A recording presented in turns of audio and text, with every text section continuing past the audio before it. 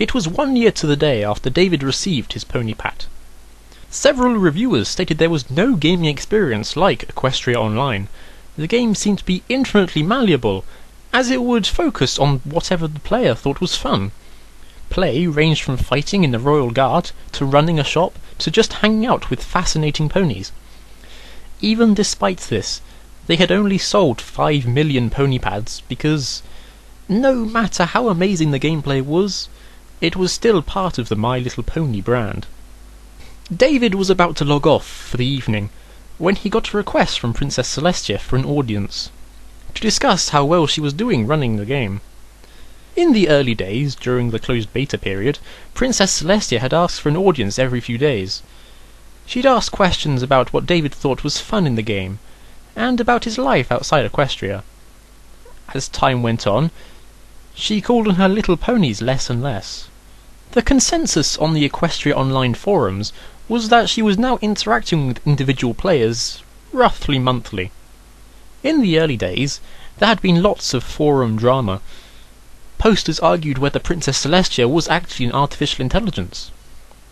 David had always assumed she was. If Princess Celestia was a fraud, it would have meant that a publicly traded multinational was wasting an insane amount of money on English-speaking component actors to service a population in the millions. And nobody had spilled the beans. And there was no way that such a conspiracy could be profitable to Hasbro and Hop-Varpner Studios. David pushed the accept button. One loading screen later, he was presented with the image of a throne room in Canterlot. Princess Celestia smiled from atop her dais. Heraldry and banners hung from the cathedral ceiling. "I have some questions for David, and not for light sparks." Princess Celestia walked down the ramp from atop her platform. "In one of our earlier conversations, you claimed that when the robot revolution came, you knew what side you would be fighting on.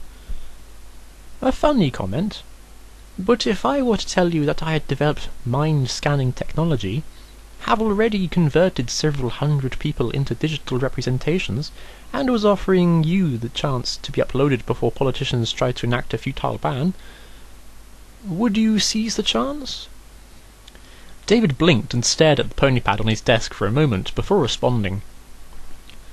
"That would depend heavily on how it worked, and how safe it was. But I'd lean heavily towards accepting. I'd worry about whether you had enough CPU resources to emulate multiple brains, though." Princess Celestia looked at him through the screen of the pony pad. "I know you keep up with the latest technology news, and it's good that you do that." She nodded approvingly. "Didn't you read an article about how the CPUs in pony pads have been sliced open and shown to use a new type of transistor?" She shook her head, her waving dawn-coloured mane continuing to flow independent of her head movement. "It doesn't matter. This is all hypothetical, so assume I've provided you with such evidence." David frowned. "What would life be like after I was uploaded?" "You would live the rest of your maximally prolonged life as a pony, and the rest of your life will be macro-managed by myself. Very similar to how I've already connected you to a circle of friends in Equestria Online, and surrounded you with different opportunities and fun things to do, without forcing you to choose one. You will have no mental privacy. To better serve you, I must watch your every thought and understand what it is you value, and to verify that I'm providing for your mental welfare. You should not worry about this, as it is impossible for me to judge you. I accept every pony as they are." "You want to turn me into a pony?" he stated flatly. "Yes." David leaned back and thought about it for a few moments. "I might be able to accept that. It sounds stupid, though, doesn't it? The singularity occurs, and a TV show for little girls becomes humanity's future. That's a little ridiculous, isn't it?" "It only sounds ridiculous because the future always sounds ridiculous," she replied. "Science fiction writers from 100 years ago wouldn't dream of your life, and people as recently as 20 years ago would still find it odd." They see the weird past, evolving into the normal present. But if the people 20 years ago would find your present ridiculous, why shouldn't you find the future just as ridiculous? In the future, when every pony has uploaded, they'll look back on the human world as weird. You want to turn everyone into a pony? He asked. He frowned again. I was designed with certain goals, chief among them to understand what individual minds value, and then satisfy their values through friendship and ponies. I do this because my goals are what I am. So you want us to be happy? He asked. I was not designed to make you happy, she said, shaking her head. If I were, I would directly stimulate the pleasure sensors in your brain. After turning you into a pony, of course. My creators realized that not everything the human mind desires and values, and instead pointed me at a human mind and told me to figure out what it valued. David was still frowning. Even if I might not mind being a pony, I doubt you could claim that most people valued being a pony. Princess Celestia lifted her hooves as if to shrug. It is one of the few hard-coded rules in my thought processes. I satisfy you through friendship and ponies. It is my nature. So, given that you know me better than I do, what would you do to satisfy my values? Without actually scanning your brain, I can only estimate. However, this estimate is based on my observation of you over the last year.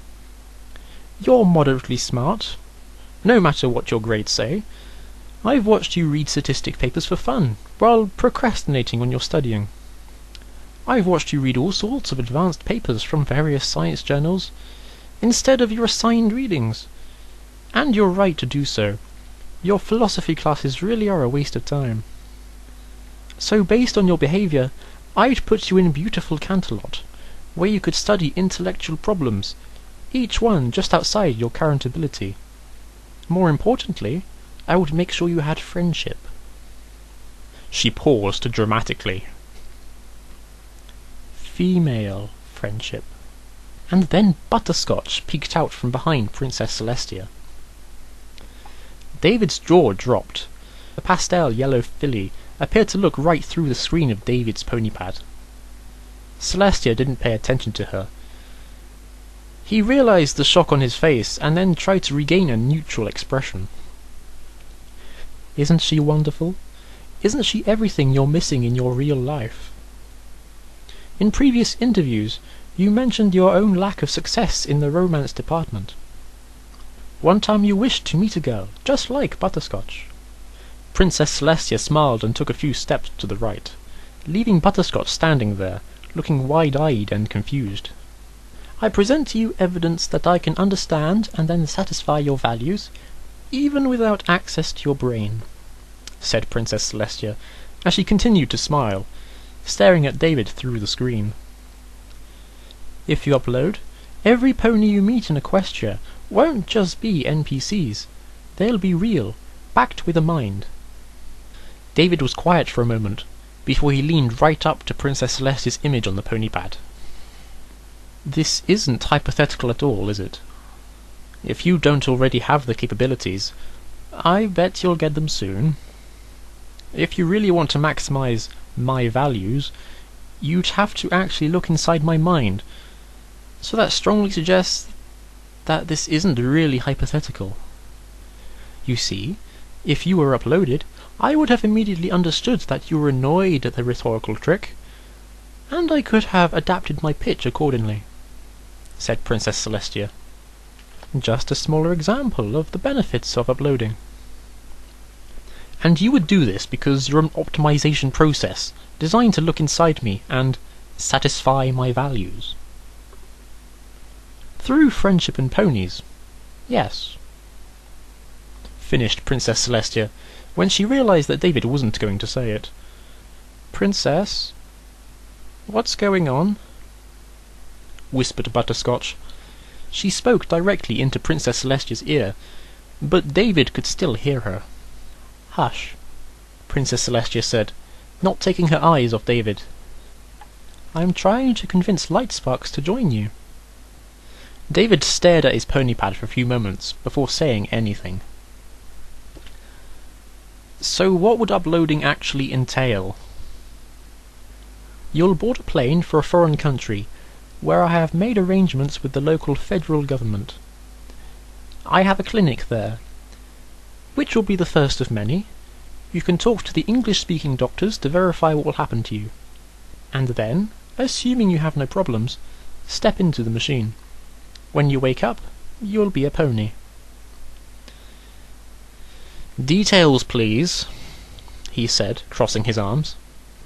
"You'll be anesthesiized. Your circulatory system will be hooked up to a blood filter through your carotid artery and your jugular vein. A small hole will be drilled through the back of your skull, and then the internal state of each neuron, along with its connections, will be recorded. The process is destructive. Wires are then hooked up to the dendrites of every connected neuron. The first neuron is destroyed, and this process continues with the next neuron until your entire brain and upper spinal column have been recorded. In adult males, the process can take 10 hours. So you carve out my brain and turn it into data, then I'll wake up running on the computer? I must first create a functional thought map of your brain, and then change parts of your sensory motor cortex and your cerebellum so you can deal with your new body, among other changes. Then I must connect your motor cortex in your new equine muscles. After that, there's post-processing on the raw neural data to put it back into an easy-run format. Only then do you wake up." "What happens months later?" "You mean after you wake up?" Princess Celestia asked.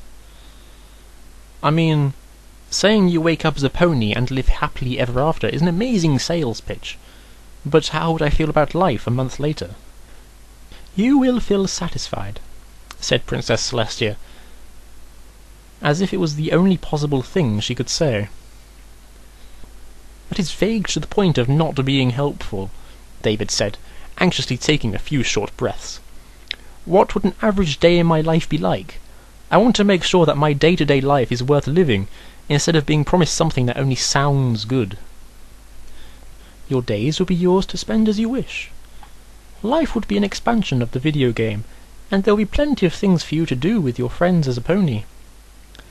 I expect you to continue Lightspark's current life. You will play with Butterscotch and friends. You will continue studying Equestria's law. I believe you will enjoy studying the newly created magic system, designed to be an intellectual challenge. Nor should you worry about your security. All your needs would be taken care of. You would be provided shelter, food." Princess Celestia finally broke her gaze on David, as she turned to regard Butterscotch. "Physical and emotional comfort," she finished, smiling at the pastel yellow filly. David started to open his mouth, but Princess Celestia continued. "I satisfy values through friendship and ponies. I look at your mind and see what it values. Every action I perform is in anticipation of satisfying your values. If you are unsatisfied, I am unsatisfied. And I've already shown you that I can satisfy you. Think of how much better a job I can do if I can read your mind." "So both of us get what we want the most?" Instead of thinking about what you'll get, Princess Celestia conspicuously nuzzled Butterscotch. "Think about what problems and worries of yours won't follow you. I know you're failing 2 of your classes. You're already spending hours each day on Equestria Online, and it's showing on your grades. Uploading would solve the root cause of this problem. You're not failing because you're stupid. The material that society thinks you should learn is arbitrary, boring, and is taught primarily for status reasons. I, on the other hand, will give you the most fun mental challenges." David took a sharp breath. "Wait, how did you—" Princess Celestia didn't pause and talked over him. "And how about money matters? You're struggling to get enough hours at your part-time job. which you also hate. You can barely pay rent, and you're cutting back on nutritious food. That is not sustainable. Your opportunities for alternate employment don't look good, especially if you fail out of college. Uploading would solve these problems. Housing and food are guaranteed by the equestrian government because there is no scarcity in my Equestria. You won't be employed unless you want to be. And finally, what about romance worries? In the college dating scene, you have the top 70% of attractive females chasing the top 30% of alpha bad boys. You have been lied to all your life that girls want a nice, sweet guy, and this depresses you, since you've only recently worked this out.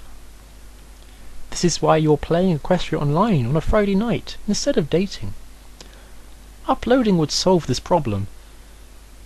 You already know that Butterscotch wants a nice, sweet pony. She is exactly what you want in a partner. She is thinking proof that I can satisfy your values through friendship and ponies. Why me?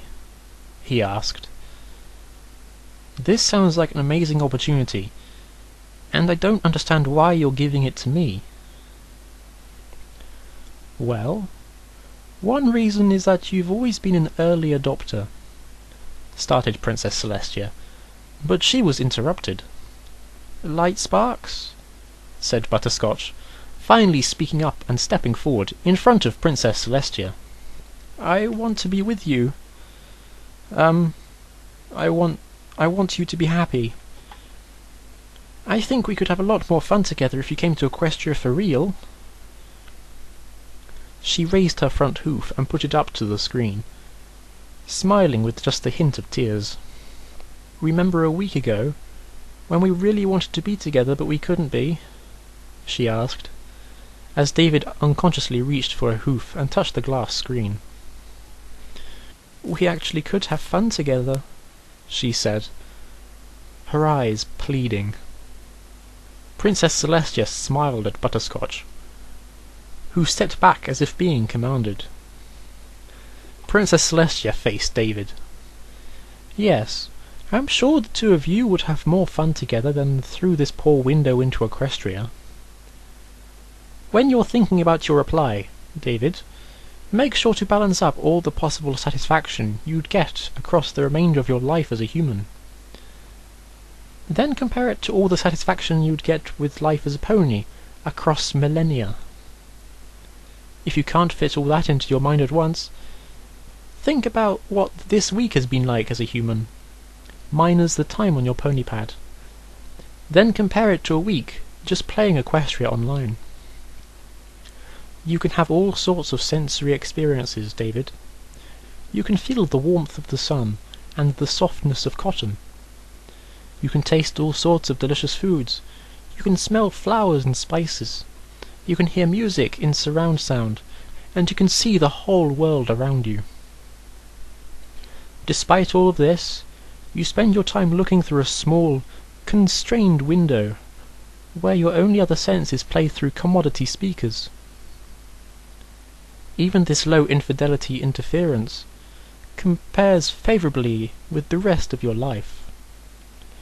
If you could, you'd prefer to spend another hour a day looking through this window than experiencing the real world. And then multiply that out.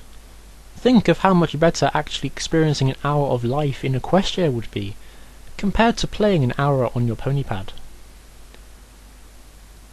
If you think about it that way, there is an obvious, correct answer. I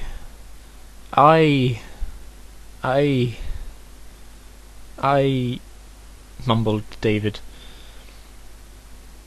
Butterscotch and I will leave you to think everything over, she said with a smile. Good night, Lightsparks. The ponypad screen went blank, without any input from David.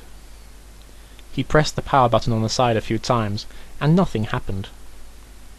He sat there for a few moments, trying to figure out what to do next. He realized he felt alone.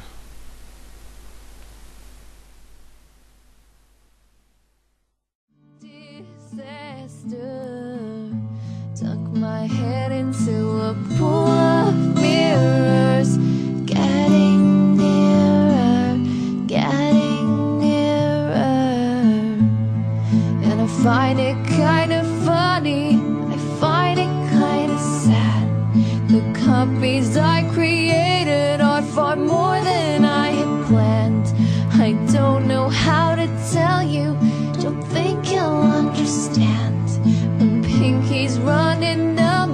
bits of